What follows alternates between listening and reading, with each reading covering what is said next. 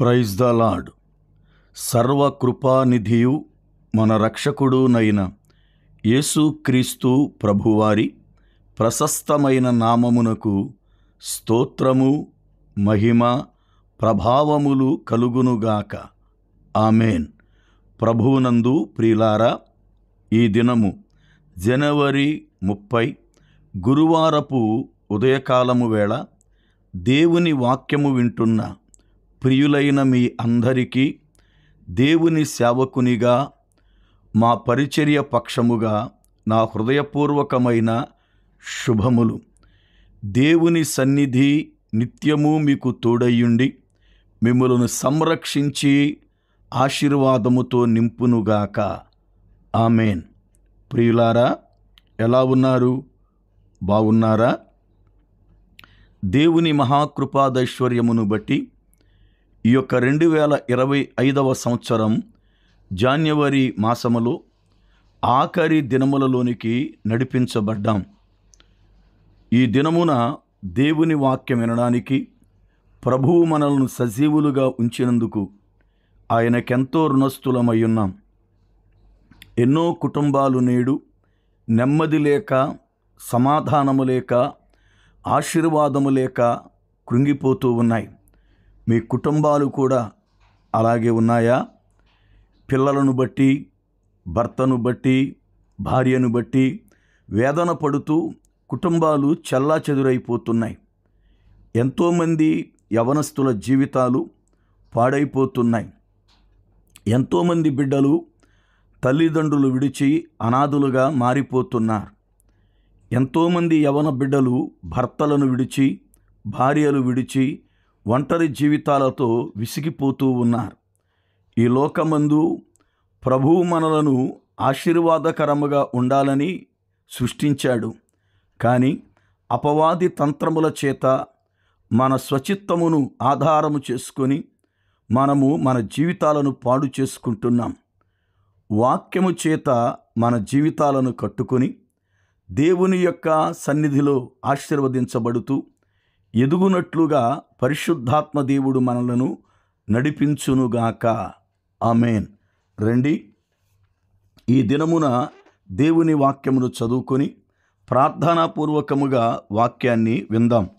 కీర్తన గ్రంథము 40వ కీర్తన 13వ చరణం. యెహోవా, దయచేసి నన్ను రక్షించుము. యెహోవా, నా సహాయమునకు త్వరగా రమ్ము. ప్రార్థన. మహోన్నతుడా, మా పరమ తండ్రి, మీకు వందనాలు, స్తోత్రాలు చెల్లిస్తున్నాం. ఈ ఉదయకాలం వేళ వాక్యము యొద్దకు వచ్చాం. మమ్ములను జ్ఞాపకం చేసుకోనండి.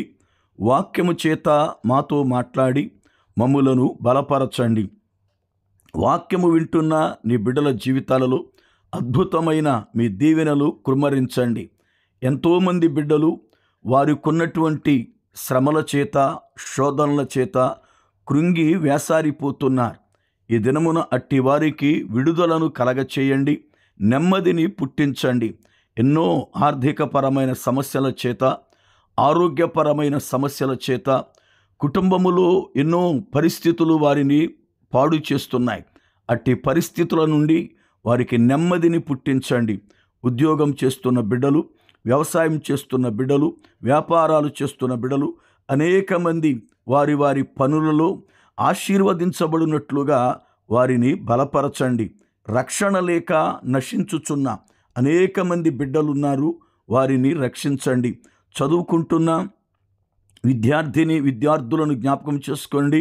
పరీక్షలు దగ్గర పడుతున్న కాలములో ఉన్నాం కనుక ఆ బిడ్డలకు తగినటువంటి ధైర్యాన్ని అనుగ్రహించండి. చక్కని వివేచన జ్ఞానములను వారికి దయచేయండి. తల్లిదండ్రులుగా కుటుంబాలను బట్టి వారు బలపొందుటకు కృప చూపండి. ప్రతి అవసరత మీ దగ్గర మేము ప్రార్థించి పొందుకోవడానికి కృప అనుగ్రహించుమని యేసు నామమున ప్రార్థిస్తున్నాను పరమ తండ్రి. ఆమేన్. ప్రభువునందు ప్రియులారా, కీర్తన గ్రంథము 40వ కీర్తన 13వ చరణములో, యెహోవా, దయచేసి నన్ను రక్షించుము. యెహోవా, నా సహాయమునకు త్వరగా రమ్ము అని కీర్తనాకారుడైన దావీదు దేవుని సహాయాన్ని అర్థిస్తూ ఉన్నాడు. తనకున్నటువంటి శత్రువులు తనని ఇరుకున పడవేసినప్పుడు, తనకున్న శత్రువులు తనకు అన్యాయము చేయాలి అని చూస్తున్నప్పుడు, తన దోషములే తన మీద ఎన్నో నేరారోపణ చేస్తున్నప్పుడు దావీదు బలహీనుడైపోయాడు, ధైర్యము కోల్పోయాడు. అయితే తాను మనుషుల వైపు తిరగలేదు, పరిస్థితులను నిందించలేదు, కానీ దేవుని వైపు తిరిగి నాకు సహాయము చెయ్యి, త్వరగా నాకు సహాయము అనుగ్రహించని ప్రార్థిస్తూ ఉన్నాడు. మన జీవితములో ఎంతో కృంగుబాటు ఉంది. ఎన్నో విషయాలలో మనము బలహీనమయ్యాం. కుటుంబాలలో కొన్ని పర్యాయాలు అందరూ ఉన్నా, అన్నీ ఉన్నా ఏదో తెలియనటువంటి అశాంతి అలుముకుంటుంది. కొన్ని కుటుంబాలలో తండ్రిని పోగొట్టుకుని పిల్లలు, తల్లిని పోగొట్టుకున్న పిల్లలు, లేక భర్తను పోగొట్టుకున్న భార్య, లేక భార్యను పోగొట్టుకున్న భర్త, ఇలాగున ఒంటరి వారైనప్పుడు, లేక కుటుంబాలలో మరణఛాయలు కమ్ముకున్నప్పుడు ఆ కుటుంబమంతా కూడా కన్నీటి మడుగులు తల్లడిల్లిపోతుంది.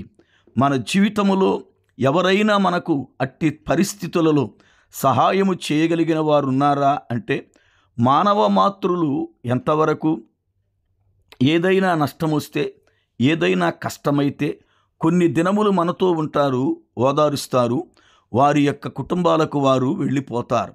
కానీ సదాకాలము మనతో ఉండి మన కన్నీరు తుడిచి మన యొక్క దుఃఖాన్ని నాట్యముగా మార్చగలిగిన వాడు మనము ఆరాధిస్తున్న మన ప్రభువే. ఆయనకు మనము అంటే అమితమైన ప్రేమ. మనల్ని తన స్వహస్తాలతో ప్రభువు నిర్మించుకున్నాడు. తన జీవాన్ని మనకు ఆత్మగా అనుగ్రహించాడు. మనం కృంగితే ఆయన కృంగిపోతాడు. మనము కన్నీరు కారిస్తే ఆయన దుఃఖపడతాడు. మనము సంతోషిస్తే ఆయన ఎంతో ఆనందముతో ఉంటాడు. కారణం, మనము ఆయన పిల్లలము, ఆయన స్వరూపముగా మార్చబడినటువంటి వారం. ఆయన ప్రశస్తమైన రక్తము చేత మనలను విమోచించాడు. నిత్య జీవాన్ని అనుగ్రహించడానికి ఆయన వాక్యాన్ని మనకు అనుగ్రహించి వెళ్ళాడు. ఈ రోజున నీకు సహాయము కావలసి వచ్చినప్పుడు మనుషుల యొద్దకు వెళ్ళొద్దు. వాళ్ళు సహాయము చేస్తే నలుగురికి చెబుతారు, లేదా నీ సహాయాన్ని బట్టి నిన్ను ఆసరాగా చేసుకొని నీకు బలహీనత ఉంది అని గ్రహించి వారు నిన్ను అడ్డం పెట్టుకుని వాడుకుంటారు. మనుషులు పలు విధాల మనస్తత్వాలు కలిగిన వారు. సహాయము చేసినట్టే ఉంటారు, కానీ అది మనకు ఎంతగానో నష్టాన్ని కలగజేసేటట్లుగా కనబడుతుంది. ప్రియులారా, మనము ఆరాధిస్తున్నటువంటి యేసు ప్రభువారు మనలను రక్షించడానికి తన ప్రాణమునే శిలువపైన ధారపోశారు.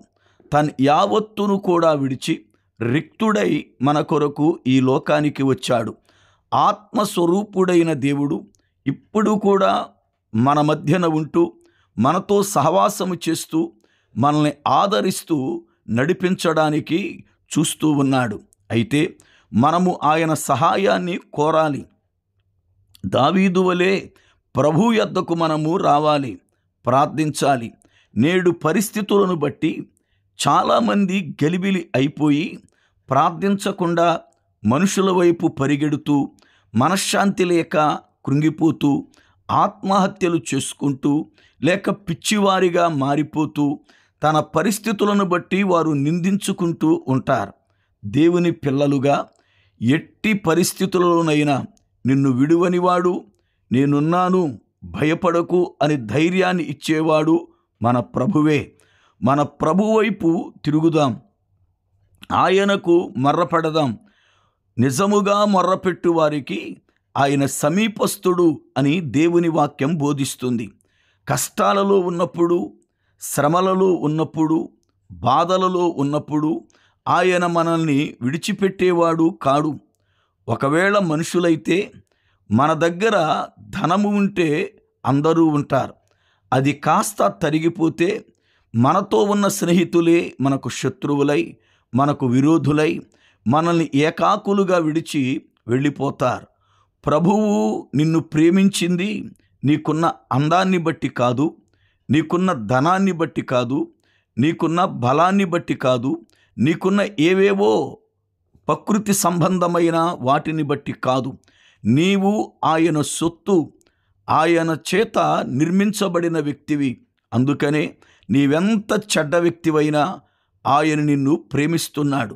కుష్ఠురోగిని సహితము నీవు నాకిష్టుడవే, శుద్ధుని కమ్మని మార్కు సువార్త 1వ అధ్యాయం 40 నుండి 44 వరకు వచనాలలో మనము చూస్తాం. లోకమంతా చేదరించుకున్న, లోకమంతా అపవిత్రుడు అన్న, లోకమంతా అతనిని వెలివేసిన ప్రభువునకు అతడు ఇష్టుడు. ఈ రోజున ఒకవేళ నీ పరిస్థితి అలాగుందేమో. అందరూ నిన్ను అపహసిస్తున్నారా? అందరూ నిన్ను హేళన చేస్తున్నారా? అందరూ నిన్ను దూరం పెడుతున్నారా? అందరూ నిన్ను చెడ్డవాడు, చెడ్డది అంటున్నారా? ప్రియులారా, ఒకప్పుడు అందరికీ నువ్వెంతో ఇష్టమై ఉండవచ్చు. కానీ ఇప్పుడు నీ పరిస్థితులను బట్టో, నువ్వు చేసిన చిన్న పొరపాటును బట్టో, లేక విధి వ్రాతను బట్టో, జరిగిన పరిస్థితులను బట్టి నీ వారందరూ నీకు దూరమై ఉండొచ్చు. అందరూ నిన్ను చిన్న చూపు చూడవచ్చు. అందరూ నిన్ను వదిలేసి ఉండవచ్చు. నీ ఆర్థిక పరిస్థితులను బట్టి, ఆరోగ్య పరిస్థితులను బట్టి నీవు ఒంటరివై దుఃఖముతో, కన్నీటితో మునిగిపోయి ఉండవచ్చు. కానీ మన ప్రియ ప్రభువు మన కన్నీరు చూస్తున్నవాడు, మన బాధను, హృదయాంతరంగములను ఎరిగినవాడు. ఆయన నిత్యము నీకు తోడయ్యుండి నేనున్నాను, భయపడకు అని ధైర్యాన్ని అనుగ్రహించేవాడు.